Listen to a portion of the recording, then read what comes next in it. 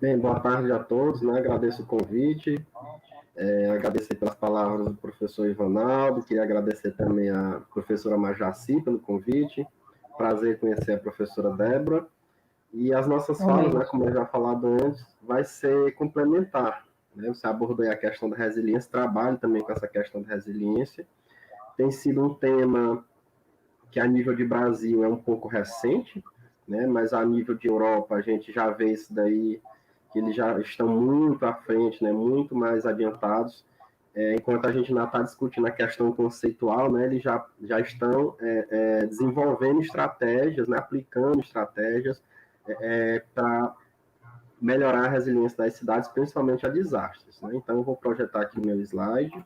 Pronto. Então, como eu ia falar, né, vai ser complementar a fala da professora Débora, né, eu vou pegar um trecho, né, ou um pedaço do que a gente chama de resiliência, que é a vulnerabilidade, né, mas vou apresentar de forma um pouco mais específica sobre a vulnerabilidade dos municípios do Piauí, né, precisamente a ocorrência do SARS-CoV-2, né, que é Covid-19.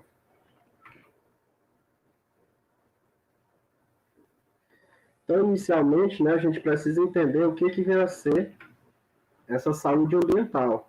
Né? De acordo com a Política Nacional de Saúde Ambiental, né, é uma área da saúde pública, né, que está afeita ao conhecimento científico e à formulação de políticas públicas, né, que correspondem a alguns elementos, né, a interação da saúde humana e os fatores do meio ambiente antrópico. Então, a gente vai ver, né, como a professora bem falou, essa interação, quando se trata de resiliência, nós temos que considerar o meio ambiente e esse meio ambiente interagindo com as atividades humanas, né, que determinam, condicionam e influenciam com vistas a melhorar a qualidade de vida do ser humano sob o ponto de vista da sustentabilidade. Então, essa interação, né, com vistas aí à saúde humana, ela é permeada por esse conceito da sustentabilidade. Né? Então, não há condição de qualidade de vida se não houver uma sustentabilidade do ponto de vista dessa interação do ser humano com o meio ambiente onde ele está inserido.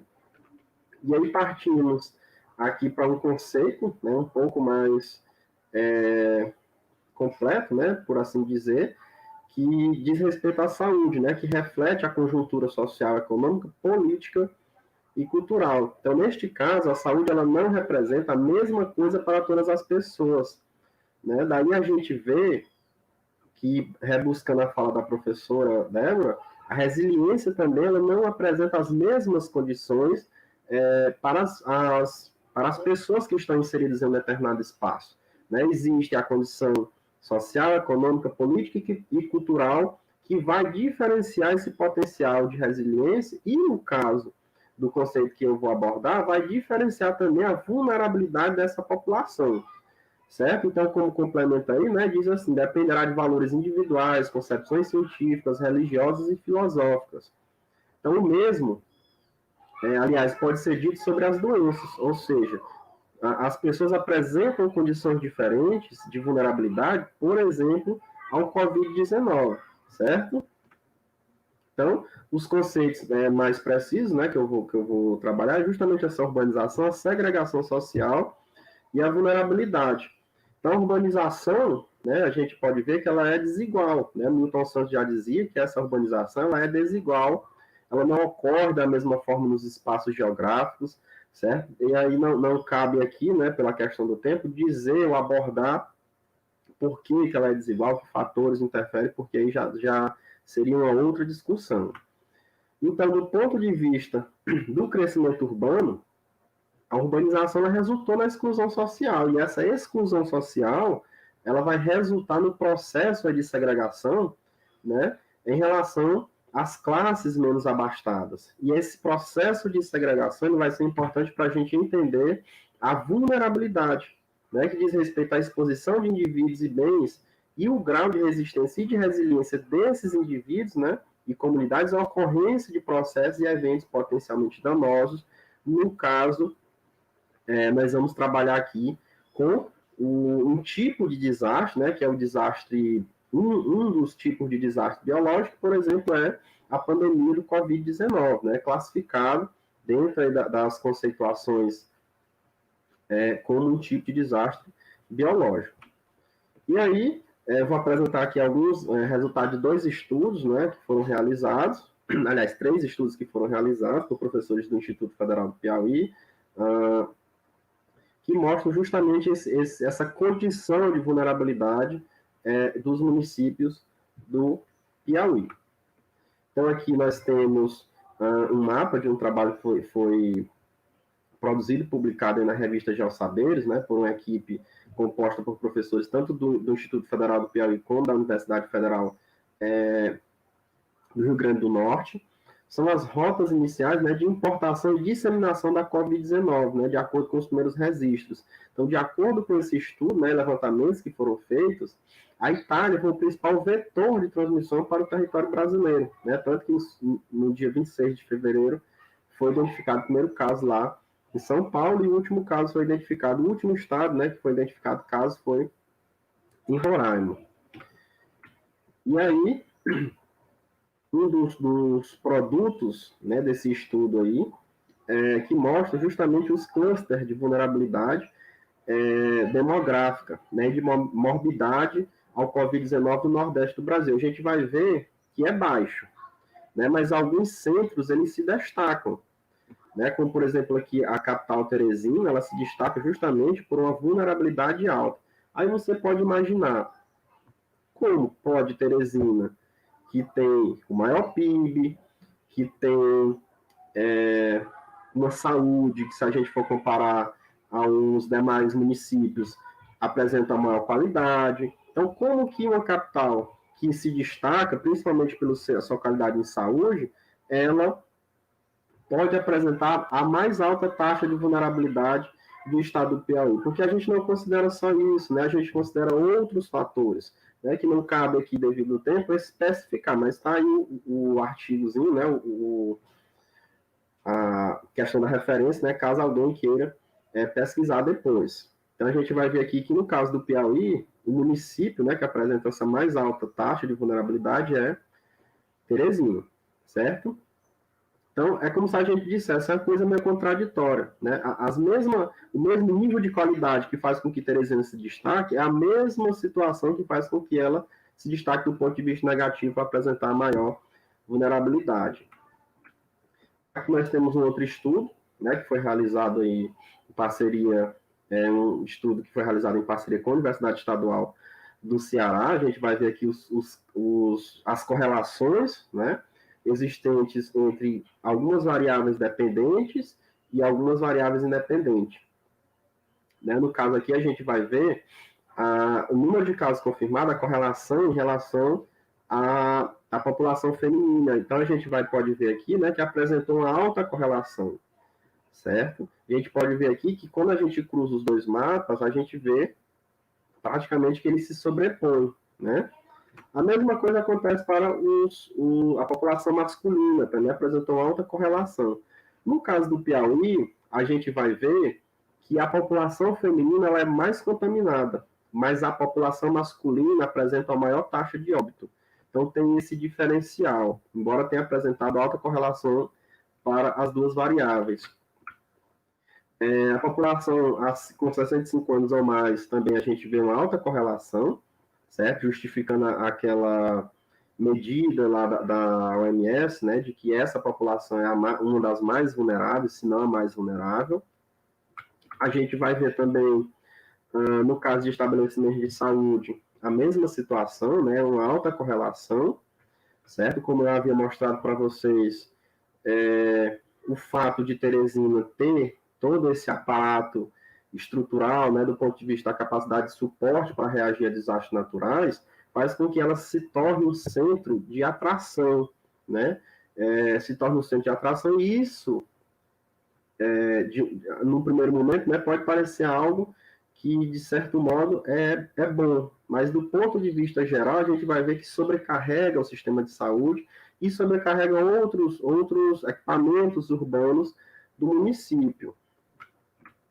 Aqui a gente chega ao que a gente chama de clusters, né? A questão da similaridade entre os municípios. A gente vai ver, de um modo geral, que isso daqui é um detalhe, né, que eu esqueci de falar. Isso daqui não são dados recentes, né, porque o trabalho foi publicado foi enviado em junho, então esses dados eles são do dia 6 de junho, certo? Desse ano.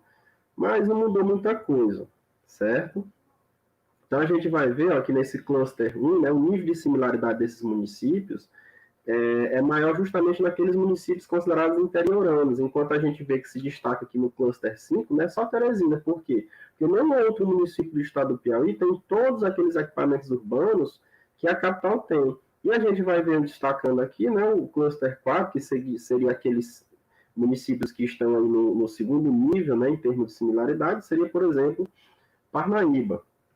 No 3, a gente vai ver aqui alguns municípios, a exemplo de Picos, Piripiri, que são municípios que apresentam mais ou menos uma população parecida, né? No caso aqui, o gênero feminino.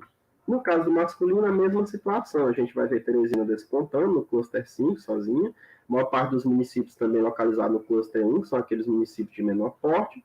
Se destaca aqui Picos, no cluster 4, e no cluster 3 a gente vai ver Parnaíba, certo? O que diz respeito à população com 65 anos ou mais, situação semelhante, né? Teresina aqui novamente, a gente vê Picos aqui no cluster 4 e, por exemplo, Parnaíba no cluster 3. No que diz respeito ao número de estabelecimentos de saúde, a mesma situação, né? A gente vai ver Teresina como destaque, né? Como a gente vai falar do atrativo, em termos de estrutura de saúde, e a gente vai ver despontando no cluster 4 Picos e no 3 Parnaíba. Em termos de número confirmado de óbitos, né, a gente vai ver aqui que por Teresina tem um contingente populacional bem maior, logicamente vai haver uma maior quantidade de casos confirmados, mas se assemelha também, por exemplo, no cluster 4, o município de Parnaíba, né, no cluster 3 a gente vê, por exemplo, municípios como Picos, despontando. No que diz respeito ao número de óbitos confirmados, né, a gente vê que há uma mudança, né, um dos poucos mapas que apresenta assim, uma mudança em relação aos demais. A gente vê novamente a manutenção de Teresina, né, com o maior número de quantitativo, maior número de casos de óbitos confirmados. A gente vê Parnaíba se destacando aqui, e outros municípios, né, com o cluster 3, como Picos e Piripiri. E aí a gente chega a um trabalho que foi submetido no mês passado, né, que é a vulnerabilidade. Foi uma metodologia que a gente adaptou, né, do professor Lúcio Kuhn, lá da Universidade de Portugal, e que ele trabalha com dois tipos de variáveis, né? A gente fez uma separação da criticidade, que é o que seria criticidade? Seriam as características comportamentais da população, né? Então a gente vai ver que no estado do Piauí, em termos gerais, né, a população ela apresenta muito baixa criticidade. A gente vai ver despontando aqui, né, justamente naquilo que eu havia falado para vocês, que talvez a maior qualidade do município de Teresina seja também aquilo que coloca ela como a mais crítica em termos de comportamento populacional, certo? A gente vê aqui que é muito bem distribuído, né, de norte a sul do estado do Piauí, essa questão da criticidade, certo? Do ponto de vista da capacidade de suporte, né, a gente vai ver aqui que desponta novamente Teresina, como apresentando a capacidade de suporte muito baixa. Quando a gente fala de capacidade de suporte, a gente fala de saneamento, a gente fala de estrutura habitacional, a gente fala de arborização, de vários componentes que a gente utilizou para fazer esse índice, certo? A gente vê aqui que prevalece uma média capacidade de suporte para o estado do Piauí. A gente pode ver aqui principalmente pela questão dos polígonos amarelos, certo?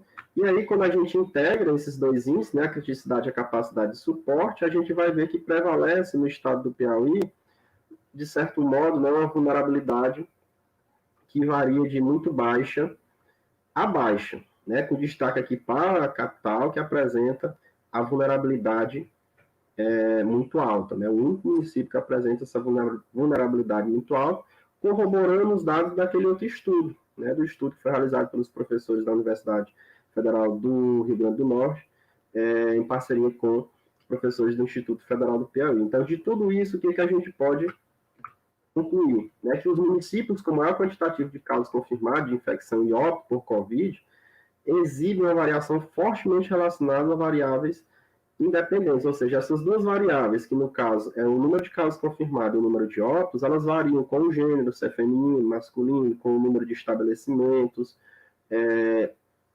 e também com a faixa etária da população, certo?